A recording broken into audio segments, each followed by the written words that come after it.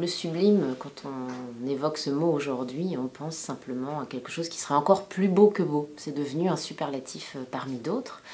alors qu'en fait c'est une notion esthétique qui est née au cœur du XVIIIe siècle, à un moment donné où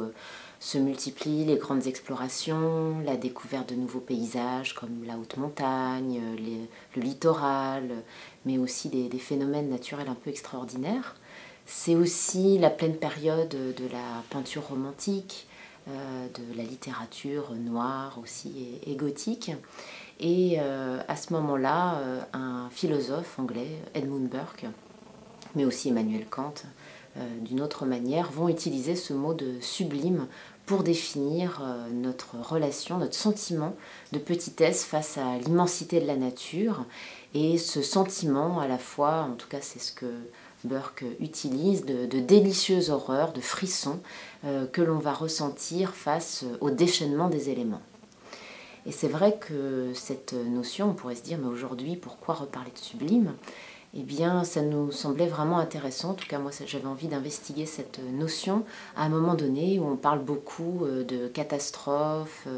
de changements environnementaux majeurs, de tous les enjeux climatiques qui nous attendent. C'est vrai que les images se sont démultipliées ces dernières années, malheureusement, d'ouragans, de tsunamis, de tempêtes. Et chaque fois, un même discours qui apparaît,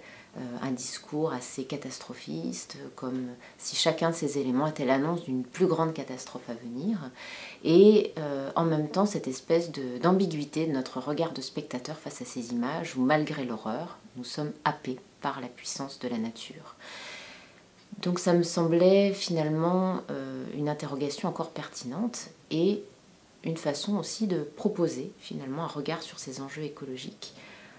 en remontant le curseur de l'histoire de l'art et en montrant comment finalement depuis le XVIIIe siècle des artistes se sont emparés de ces questions et ont vraiment essayé d'explorer cette ambivalence de notre relation à la nature.